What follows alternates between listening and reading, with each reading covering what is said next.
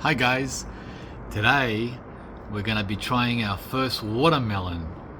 Ooh, wish me luck. And we're getting our first cool days for March. Today maximum is only 20 Celsius. Well, 20 to 21. So the heat of summer is slowly dissipating. But it's still good, guys. Can't complain with 2021 because I know what's coming in May, between May and September. It'll be far colder than 21. Okay, these are the watermelons we got this past summer. First time I've tried to grow watermelons in like 15 years. So I'm learning a lot more now than ever before. So next year I'm planning on doing the same one. Looks like a good one. Well, we'll find out soon when we taste it. I'm gonna be focusing more on watermelons rather than pumpkins, or maybe both again, but planting a lot more of both, especially the watermelon if it turns out to be tasty. So the reason I'm out here is because one viewer said these are ready. Okay, first of all, I had one guy say the stem should be brown. See, that this is what happens when you get advice contrary, right? One guy said it's got to be brown like this, the stem coming off here. The next guy said green is fine. And the other guy said these are probably overripe. Not ready, ready, and over ready. 3 different opinions. So, okay. That's very hollow. So, just trying to hear any difference. That's dense. Dense.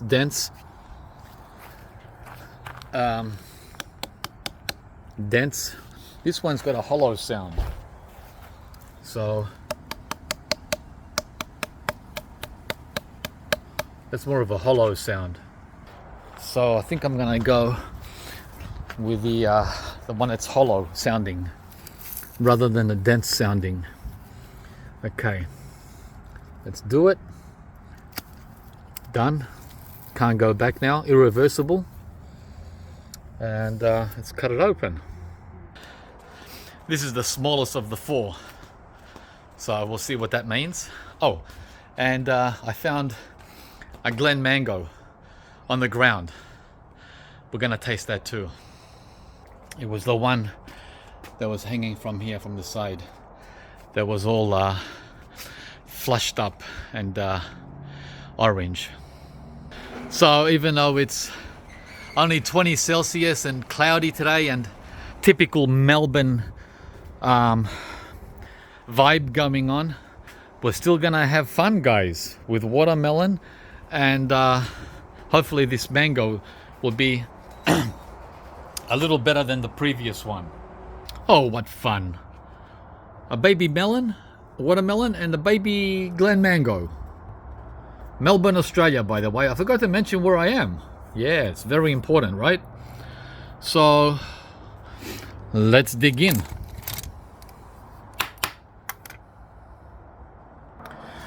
We're going to do the watermelon first because I know what the mango is going to taste like. Oh, well, I got a good idea. And by the way, this is much harder than the one we had last week, right? And the reason I'm going to be cutting it up straight off the tree and not letting it sit on the counter is because one of you said that the first one I had was overripe, and that's why it was jelly. Oops, this is leaking sap. This is leaking sap. That's why it was jelly-like, because I left it too long, so it over-ripened. Well, this one is fresh off the tree, 5 minutes old. So we'll see if there's any difference. So we'll do that later. But first, this is the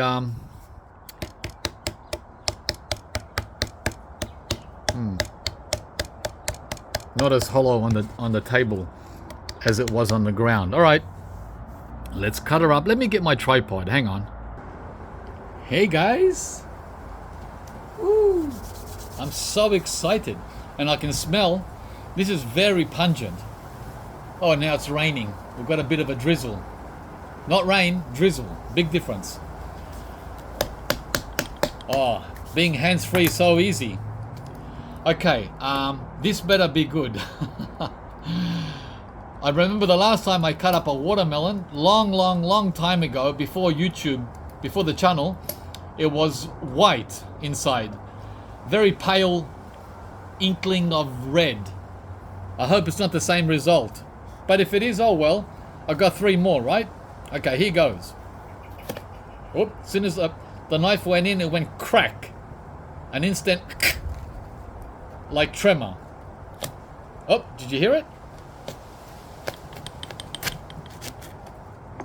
Ooh, we got color. It's not white. That's a good sign. But how red is it? How red? Okay, hang on. It's like a pale red, more like a pink hue. And I see seeds, which is a good thing. I like seeds in my watermelons. Smell is good. Well, a lot of good things so far. No rot. Ripe, sort of ripe. Seems ripe. And seeds. And smells good. 4 good signs. So all that's left is the taste. If the taste lets us down, then it cancels everything else.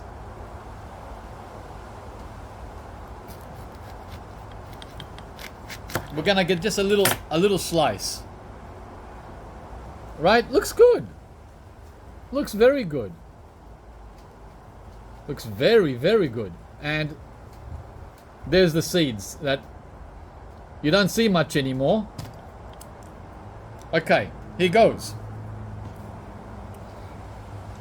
Let me get closer.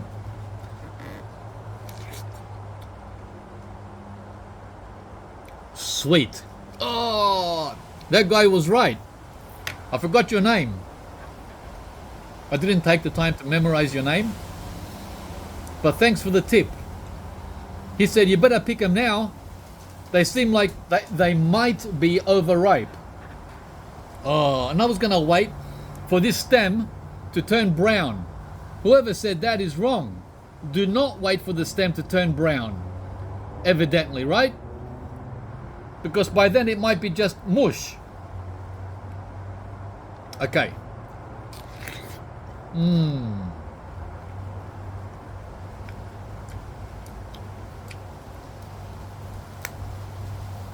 Not only sweet, but it's got every characteristic of a good watermelon, including crunchy and refreshing and very juicy.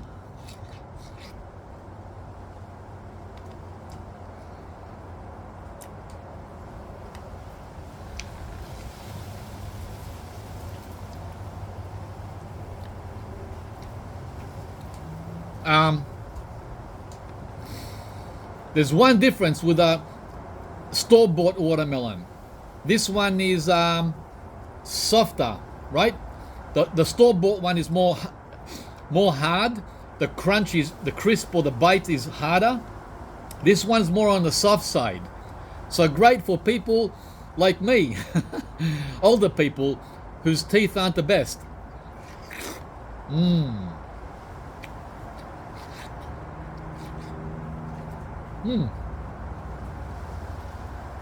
Yeah. On a scale of 1 to 10, very juicy. Now, I'm going to rate it as a watermelon and rate it on the sugar level. On the sugar level, it's about 7. It's not very sweet. It's on the lower side of sweet, right? 0 to 5 is nothing. 5 to 7 is something. And 8 to 10 is very sweet. This is borderline sweet to very sweet. So it's a 7. I don't know if that means it could have been left out longer or not, if that would have made any difference. But you know what? We have 3 more watermelons which we are going to leave out longer to see if that makes any difference. So I'm going to cut up a bit more from the other half in case the other half is sweeter. Right? And I'm going to rate it overall as a watermelon flavor. It's very soft. It's like falling apart very easily. The one at the supermarket, you have to like to break it. It's very tough. The rind on this breaks easily. It's not as tough. It's so soft, you can probably chew right through it.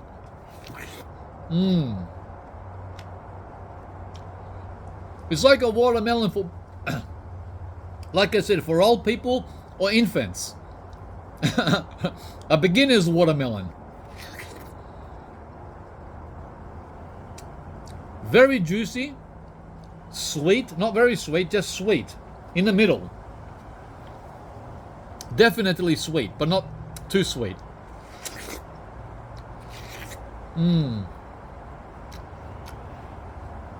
Amazing. I'm so happy with the result, even though it's not a 9 or a 10, but it might be next week when we pick the other ones. Okay, I'm gonna put this aside for Kim. Kim will be excited to try that. And now we're gonna try the second Glen mango. The second one. There's a bit of green at the top there. But like I said, guys, well, first of all, it fell. I didn't knock it off. It fell today. And today is the 2nd of March. Right? And it's much more firm than the other one. It is soft to the touch. Right? There, where it's orange. So anyway, this is more of an experiment to see if there's any difference. Here goes.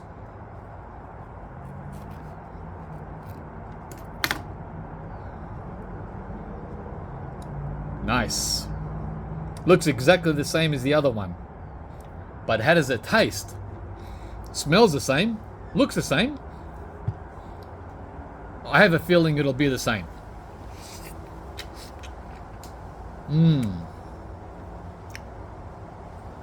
It's not the same. It's less jelly-like. Interesting. That guy was right too.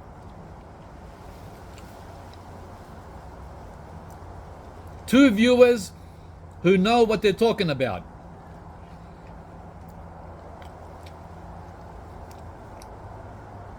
This Glen was not jelly-like. It's the way I like it. No strings though. So, wow.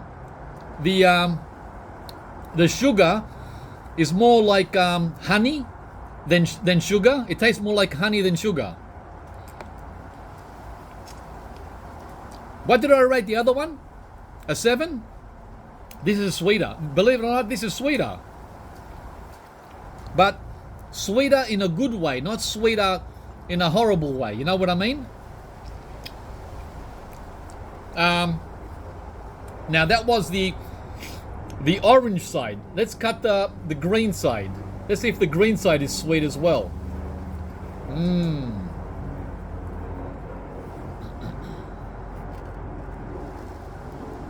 Let's see if the green skin side is sweet. As sweet. Looks good. Yep, looks great. Here goes. I'm trying to get closer to the camera.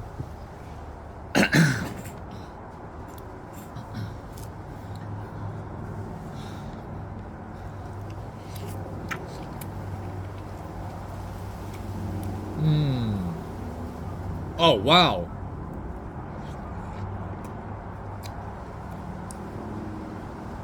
Okay. I think this is how you should eat the Glen. When it's green. When the skin is green, not orange. When the skin is orange, it's overripe.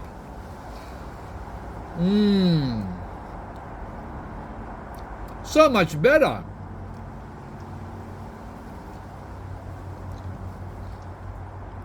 Wow. I'm definitely changing my rating. I have to.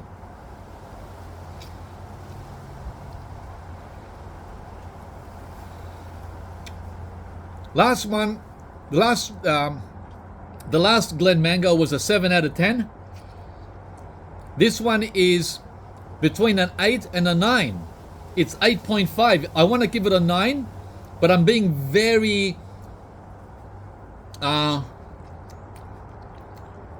yeah, because I've had mangoes that are 10, and I know what a 10 mango is like. You know, the Nam Doc May, the King Thai, they're 10 out of 10, those two. And the Alfonso, the 3 best mangoes I've ever had. All 3 of those are 10 when you get good ones. So this has to be so good to get close. So it's not good enough to be a 9. It's very close, so it has to be an 8.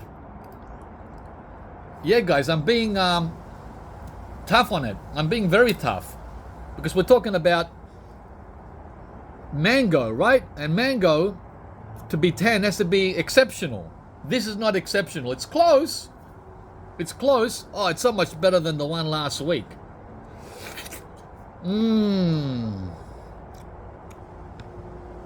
So much better. Now, there's another flavor that's coming through, which was also last week, but it wasn't as strong. The flavor is orange. There's a citrus, a very sweet navel orange flavor.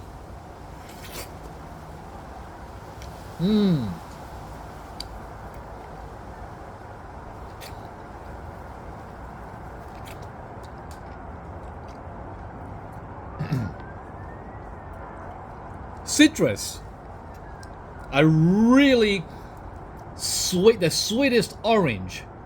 That's sweet. Flavor coming through. I want Kim to try this one. This is the seed with all the flesh around it. There's a lot of flesh for her there. Yeah, guys, I'm gonna try some more watermelon. Watermelon.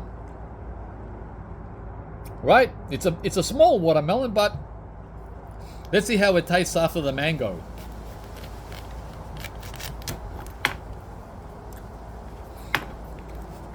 Yeah, let's see.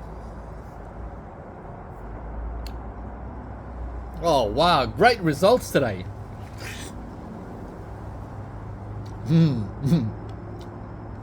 The sweetness, the sugar level went from up here with the mango to down here with the watermelon.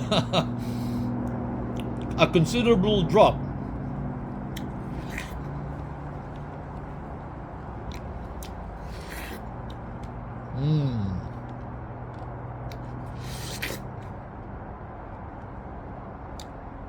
It's still very refreshing, guys. Refreshing. Can you imagine this in the fridge?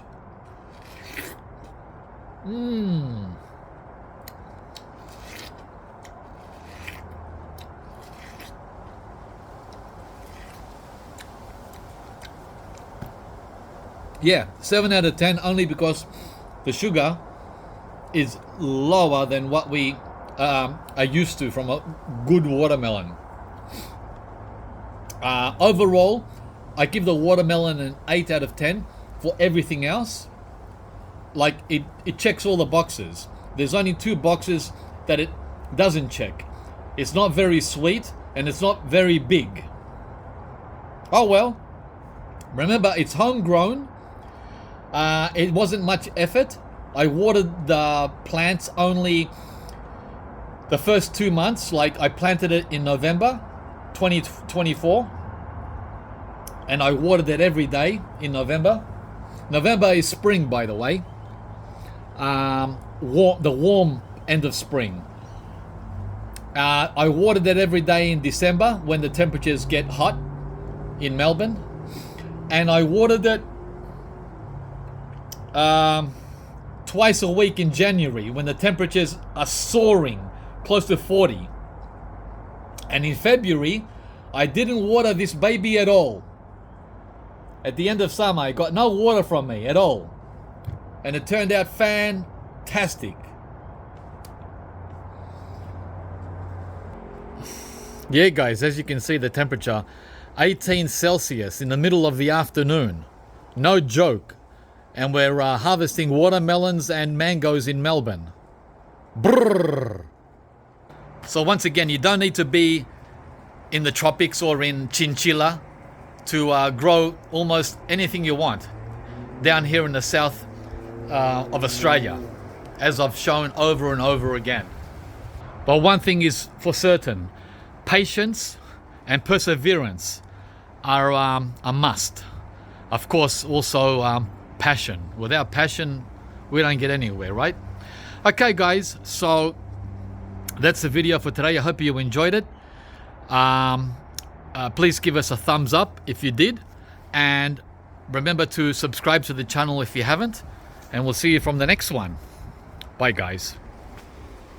This is a curry tree, which is doing great too.